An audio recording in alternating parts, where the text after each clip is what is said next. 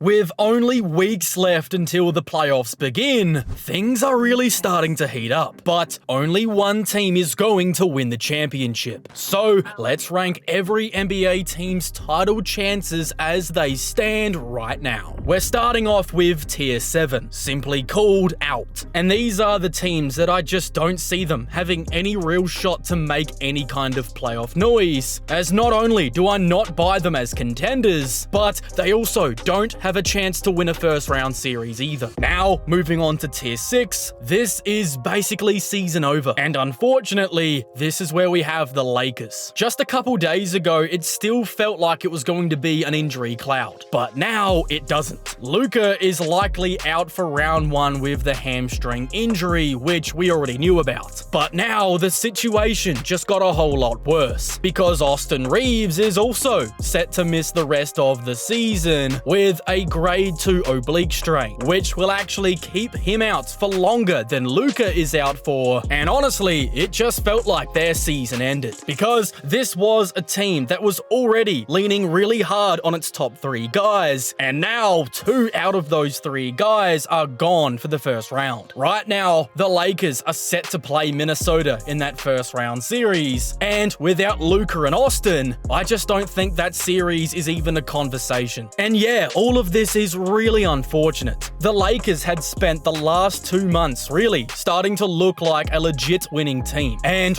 right as the playoffs are about to begin, it feels like the whole thing just fell apart. And as unfortunate as it is, their season is absolutely over. Now, let's get on to Tier 5, and this one is called First Round Upset Potential, and this is where we've got the Hornets, Sixers, Suns, Hawks, and Clippers. And this tier is relatively simple. These are not teams that I expect to make some real playoff run, and they will probably go down in round 1. But unlike the teams that are in the bottom tier, I do at least think they have a real chance to scare somebody and maybe even steal a series if things break the right way. Starting off with the 2 West teams, the Suns and the Clippers, I'm definitely not talking about them upsetting the Thunder. I think that is absolutely off the table. I'm talking more about the Spurs, because they do not have any playoff experience yet. Now, I absolutely still think the Spurs would handle either of these teams, but Phoenix does have enough shot making, and they play scrappy enough on the defensive side of the floor to make things weird. And for the Clippers, if Kawhi Leonard gets hot, and Darius Garland continues to play at the level he's been playing at since coming over from Cleveland, then I think the Clippers are also capable of making the Spurs sweat a bit. But as I said, I think San Antonio should handle either matchup. Now moving on to the Eastern Conference, the Charlotte Hornets are a team that could really make life difficult for Detroit, particularly if Cade Cunningham is not fully right. The Pistons are just not the same group offensively when he's not available, and I think the Hornets have enough shooting and enough defense to really pose a legit threat. But if Cade Cunningham comes back from that collapsed lung and looks 100% right, then Detroit should absolutely handle that matchup. Philadelphia is a team that I just think are too talented to fully dismiss. If they get a fully healthy MVP level Joel Embiid for a series, and if Tyrese Maxey and Paul George continue to play the same way they have, then yes, they absolutely, on paper, have enough firepower to make someone sweat, especially a team like New York, who I really don't think can afford to take the Sixers lightly at all. Then we've got the Atlanta Hawks, who have been absolutely playing with their hair on fire as of late, and their likely first round opponent right now would be Cleveland. Again, I would still be picking the Cavaliers to win the series, but if the Hawks continue to play with this level of energy, if Jalen Johnson continues to look like a mini Giannis, if Nickeil Alexander-Walker is playing like his cousin, and if they continue to really get after teams with their defense, then yes, on paper, they're another team that could be a lot more of a challenge in a first round matchup than I think people are really aware of. Now, let's move on to Tier 4. And this is where it gets serious, because I believe a legacy hit could be incoming.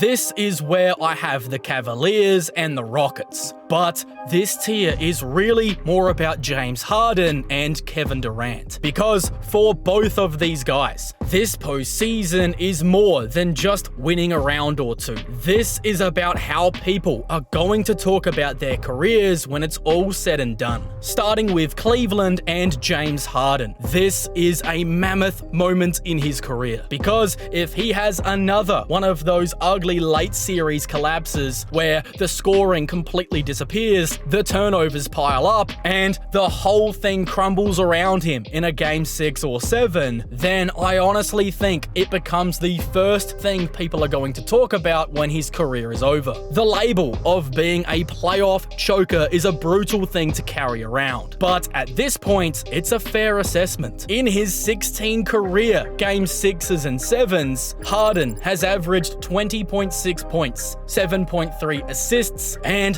3.8 turnovers a game on 53% true shooting. So when the lights get the brightest, his scoring output takes a real hit, the efficiency drops, and worse of all, his ball security completely goes out the window. What makes this Cleveland situation different is how it's probably the best setup he's ever had going into a playoff run. Donovan Mitchell is still the main guard. He is their guy. So Harden doesn't need to have some massive scoring burden every single night. What Cleveland is really going to need from Harden is just to keep the offense organized, keep things clean, running the team offensively when Mitchell isn't on the floor, and to just not sabotage them with bad turnovers or completely passive moments in the biggest games. If they get a steady, reliable facilitator version of James Harden, then I believe Cleveland has the pieces to make a serious push. But if they get the same old playoff choker James Harden, then we're going to have some really uncomfortable conversations about what his legacy actually is. And that brings us to Kevin Durant and the Houston Rockets. And the reason that he's here is painfully obvious. You just can't go on a burner account, trash your teammates, and then not deliver yourself. The whole reason the Rockets traded for KD in the first place was to fix their half-court offense, raising their ceiling on that side of the floor in the biggest games.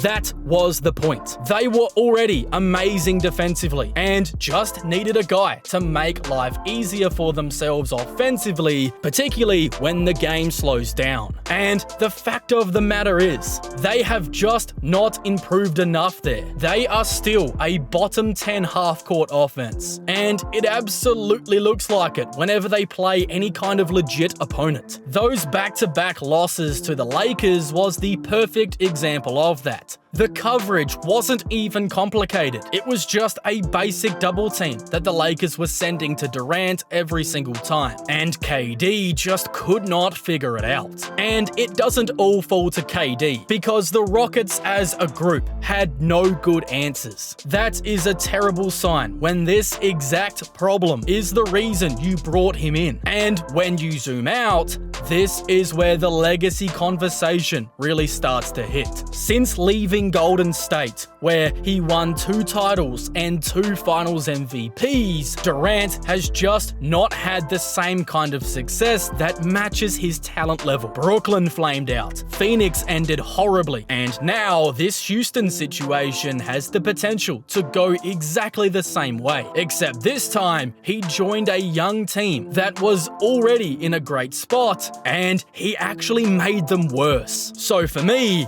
that is why this tier exists. If James Harden flames out again, it will absolutely damage how people remember the rest of his career. And if Durant cannot lead this Rockets team to at least a competitive second round exit, then his legacy is going to take a monumental hit, because at some point it stops being about how talented you are and starts being more about whether you're actually good enough to lead a team when you're supposed to be be the guy. For both Harden and KD, this postseason is one of the most important moments in their careers, and they must meet the moment. Now on to tier 3, and this is called the strengths are strong, but the weaknesses are real. This is where I have the Knicks and the Pistons. These are two really good teams, but they're also two teams where their flaws are a little bit hard to ignore. Starting with Detroit. I already touched on it a little bit, but the Cade Cunningham injury cloud is obviously hanging over everything right now. The good news is that he's been sitting courtside at recent games, and the original timeline we got for the team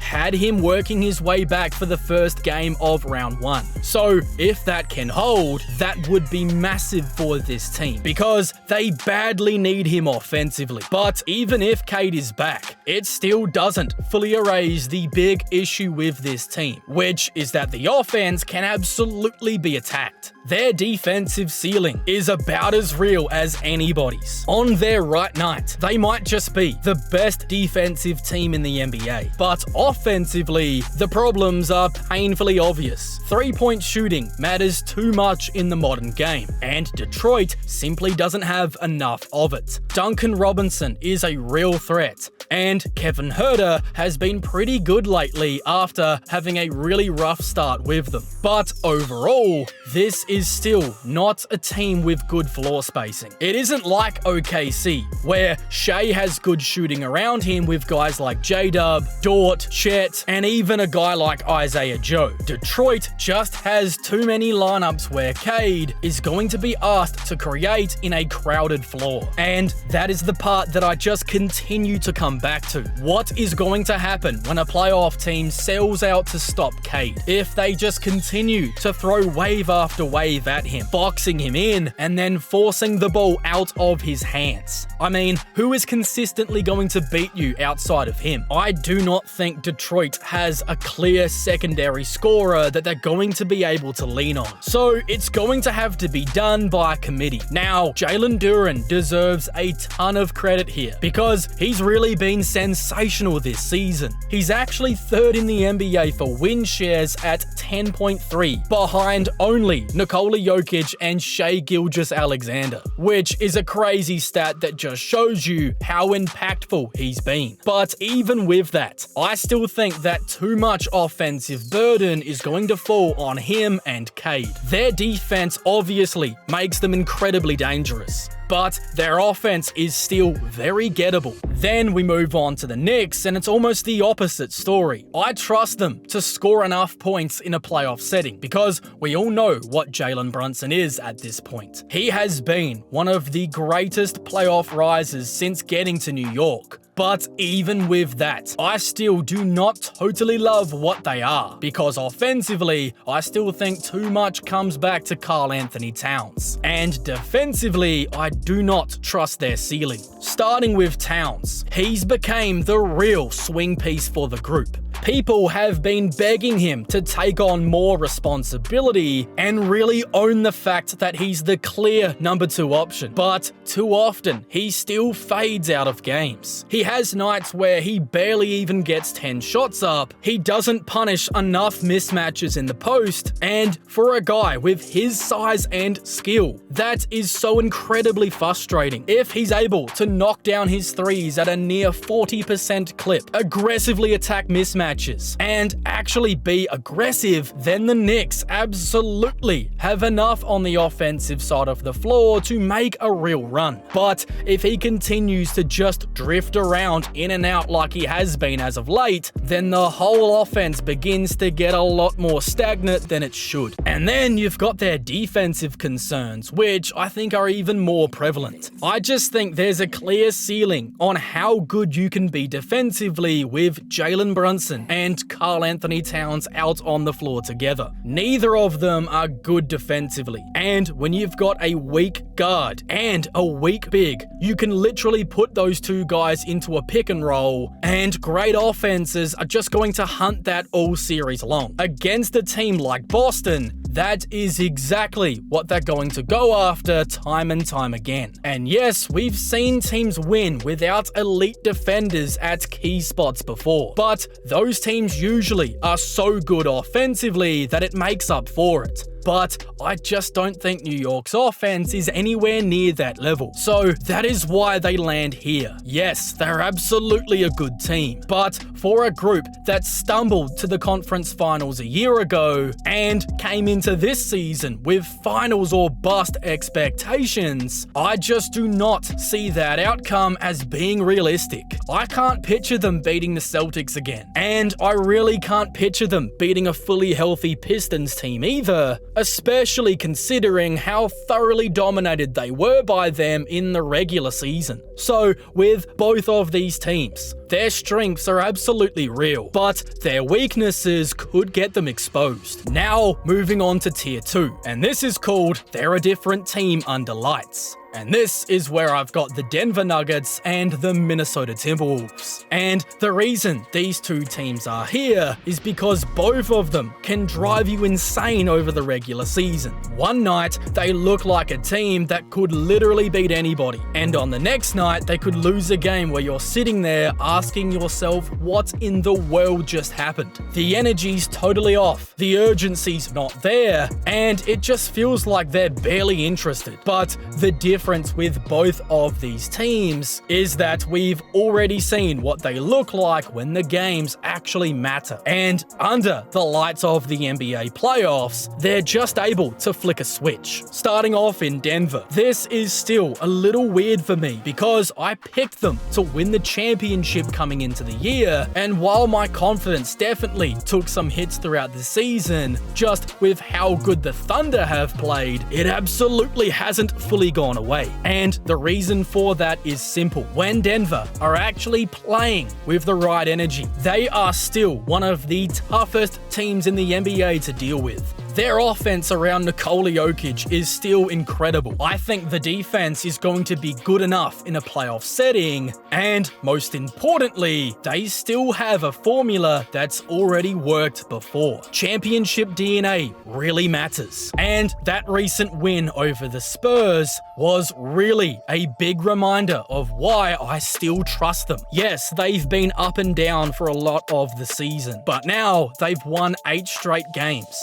And with that win over San Antonio, that really felt like a statement. Not just because they won, but because of how they won. They turned up the pressure defensively as the game went on, especially from the second half onwards. And once they started to really compete on that side of the floor, they become nearly impossible to deal with because their offense is already so hard to stop. San Antonio had an incredibly tough time finding consistent stops for most of the night, and then once guys like AG, Christian Brown, and even Jokic started to really battle defensively, they began to pick up stops of their own, and the entire game tilted. That was one of the best games of the season, and Denver pulled it out in overtime behind Jokic putting up 40 points, 8 rebounds, 13 assists, and 3 blocks on 52% shooting. And even though Jamal Murray was really quiet for most of the game, he came alive down the stretch, finishing with 15 points and 10 assists,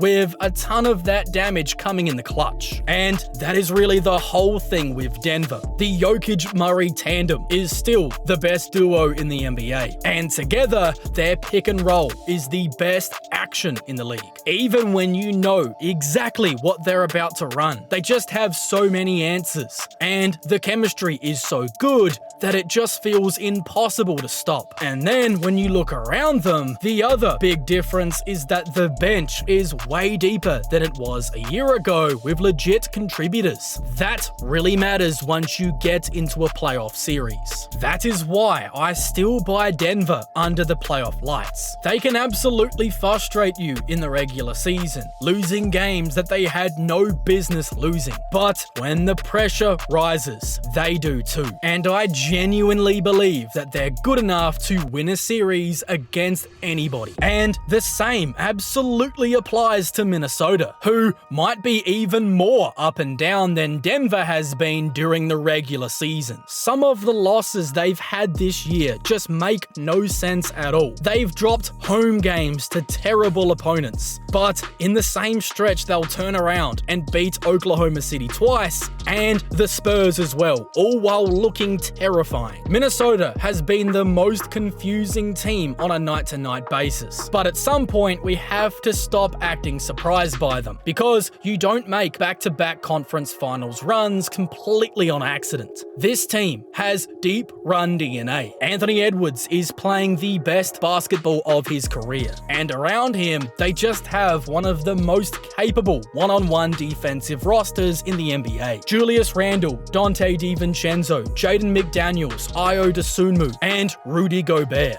I mean, there are just so many guys on this roster who can really hold up defensively and make life hard without the Wolves having to constantly send help. And that is what makes them really tough to play against. Most NBA defenses are desperately trying to mix coverages, rotate all over the place, send doubles, and really scramble on that end. But Minnesota are able to just hold up and straight up guard their yard. And when they are fully locked in and playing with the right energy, that gives opponents a completely different look than they're used to, because smart offensive players like Jokic and SGA can pick you apart with these normal coverages. But Minnesota just doesn't always give you the same openings. They can sit down, battle you possession after possession, and make every drive, every cut, every pass just feel way more difficult than it should. And when they're able to do that, it becomes a battle of will. And that's why, even with all of the inconsistency of the season, I still trust what they can become in the playoffs. We've already seen them turn into absolute dogs and just physically dominate opponents once the playoffs begin. And I fully expect to see it once again. Now, here we are, tier number 1, the real title threats. And this is where we have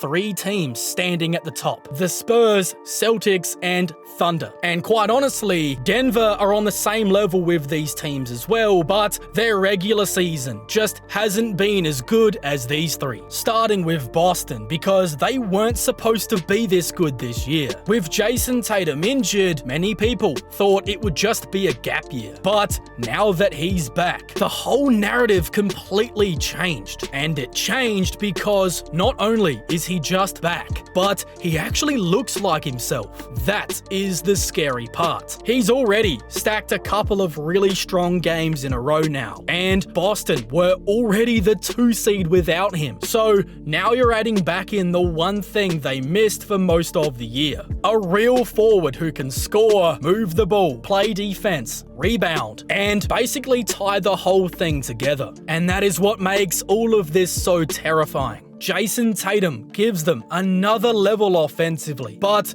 the big underrated part about his return is what it means for their defense and their rebounding. He gives them that added flexibility that pretty much no one in the NBA has. And when you pair that with this new and improved version of Jaylen Brown, who has clearly benefited from being the #1 option all year, this team is really looking serious again. Boston have also matched up really well against OKC this season, which also matters a ton. They have the size, the athleticism, and the defensive answers to make life really uncomfortable for them in ways that most teams just can't. Yes, their bench depth is probably the weakest part of the group, but that starting 5 is still no joke. And Boston absolutely looks capable of winning the East again. Then we get out to San Antonio, and their 4-1 record against the Thunder this season is honestly insane. That alone tells you that this isn't some cute young team anymore. Victor Wembanyama has truly taken them to a level that almost no one expected coming into the year. People had this team around the 10 seed in the conference, and now they are firmly the 2 seed, and they're heading into the playoffs in a perfect position. Their defense has been otherworldly, especially with Wemby on the floor, because he is just the most absurd one-man defensive force in the NBA. But what has really pushed them to this level is how much better the offense has gotten. Stephon Castle's rise has been massive, to the point where he's almost made De'Aaron Fox feel a little bit expendable at times, because he's just flat out been that good. The three-point jumper is starting to fall, the confidence is obvious, and he already looks like a star with true superstar potential. And then you look around the rest of the roster, and it's just wave after wave of playable guys. Vassell, Champagnie, Keldon Johnson, Luke Cornett, Dylan Harper, Harrison Barnes, and Carter Bryant. I mean, they're just so deep. De'Aaron Fox is another guy, and he's really going to be the swing factor. If he can give them consistent scoring on top of the defense that the group already has,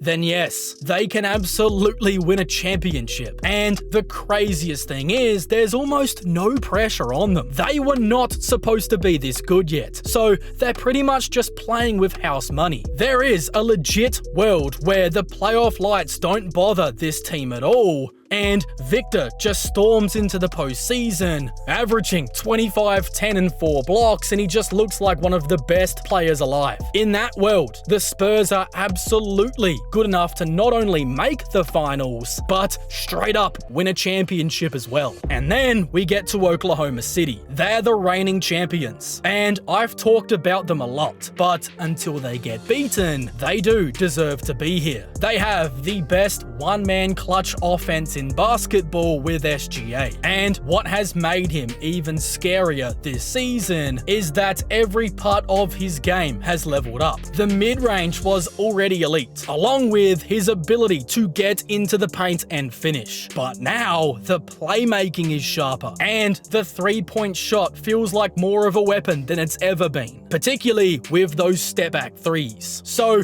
when you send extra help at him, he now has the tools to just punish you every single time. And once this team got healthy, they've just started to look really unfair all over again. The return of J-Dub gives them a downhill creator, a solid playmaker, a three-point shooter, and just another threat around SGA. And then getting Isaiah Hartenstein back also fixes the one issue this team has, which is the rebounding. But the second that he's in the game, all of a sudden they look like a group with literally no weaknesses. That is what makes them so scary. And when the Thunder look this good with Shai leading the way, it is pretty obvious why he's one of the front runners for the MVP. So if you want to see who I think is actually going to be the MVP this season, you can go ahead and watch this full breakdown video right now.